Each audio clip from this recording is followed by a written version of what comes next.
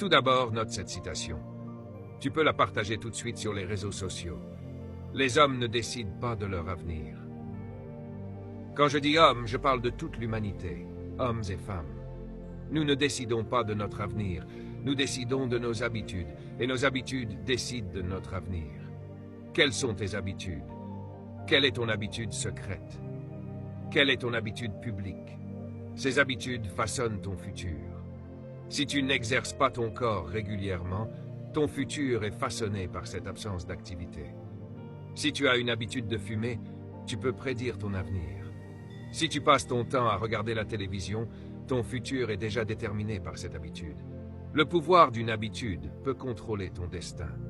Tout dans la vie est une habitude, alors il faut choisir ses habitudes. J'ai par exemple l'habitude de lire la Bible tous les jours. Ce n'est pas parce que je suis un géant spirituel, c'est devenu une habitude. Si je ne lis pas ma Bible, je ressens un manque, une sorte de sevrage. Quelle bonne habitude à avoir! La prière devrait être une habitude. Pour beaucoup de gens, la prière n'est qu'occasionnelle, ou seulement quand tout s'effondre. Ton habitude seule décide de ton futur. Note ceci, le mécontentement est la graine du changement. La seule façon de rompre une habitude est de devenir mécontent d'elle. Autrement dit, tu ne changeras jamais ce que tu tolères. Combien de fois as-tu dit « il faut que je change ça » et tu continues quand même? C'est parce que tu le tolères. Ce que tu tolères ne changera jamais. Alors comment rompre cette tolérance? Mon conseil, tu ne deviendras jamais ce que tu pourrais être tant que tu ne te mettras pas en colère contre ce que tu es. La colère provoque le changement. Certains disent que Dieu est amour, et parfois on utilise cela pour tolérer le mal. Mais la Bible dit que Dieu déteste certaines choses. Le grand roi David a écrit 7 choses que Dieu déteste. Salomon en a écrit 14. Qu'est-ce que tu détestes? Tu ne peux pas tout aimer. Ton dégoût définit ton avenir. Note ceci, ta haine décide de ton futur. Tu détestes le mensonge ou tu le tolères. Tu détestes la corruption ou tu la permets, tant que tu ne t'y impliques pas. Ce que tu ne détestes pas, tu le permets. Et ce que tu permets, tu ne le changeras jamais. Comment cela se rapporte-t-il à ton don? Voici la réponse.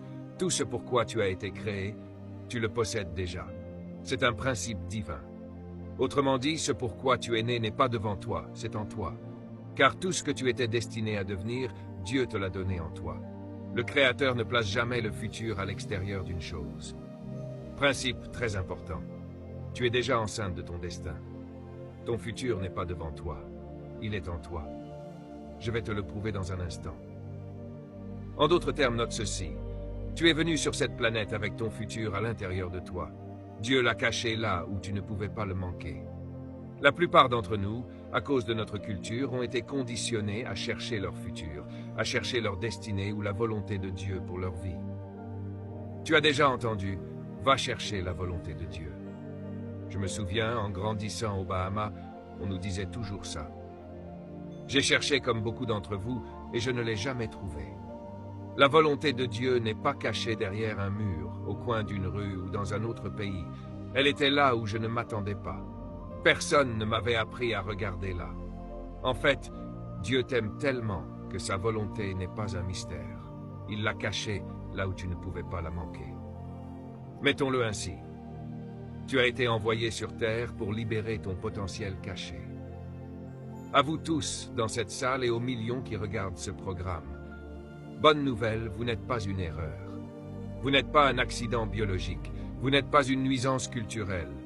Vous êtes venu sur cette terre parce que quelque chose dont la terre avait besoin était caché en vous par Dieu. Nous avons été grandement endommagés par notre culture, notre société, nos systèmes éducatifs. Ils nous ont conditionnés à croire que nous étions là seulement pour trouver un emploi, payer nos factures et mourir. Tout ce que tes parents te disent est lié à un emploi. On nous conditionne juste à étudier pour avoir un travail, travailler 45 ans dans un endroit que nous détestons, puis recevoir une horloge pour rentrer chez soi et s'asseoir sur un rocking chair jusqu'à la fin de nos jours. C'est ce qu'ils appellent la retraite. Retraite, regarde bien ce mot. Il signifie être fatigué, doublement fatigué. Tu as été amené sur cette planète par une puissance supérieure pour livrer quelque chose dont nous avons besoin. Note ceci. Dieu a créé tout avec un don. En d'autres termes, tu es un paquet envoyé sur Terre pour livrer un cadeau à ta génération. Tu nous es redevable. Tu nous dois ce que tu portes.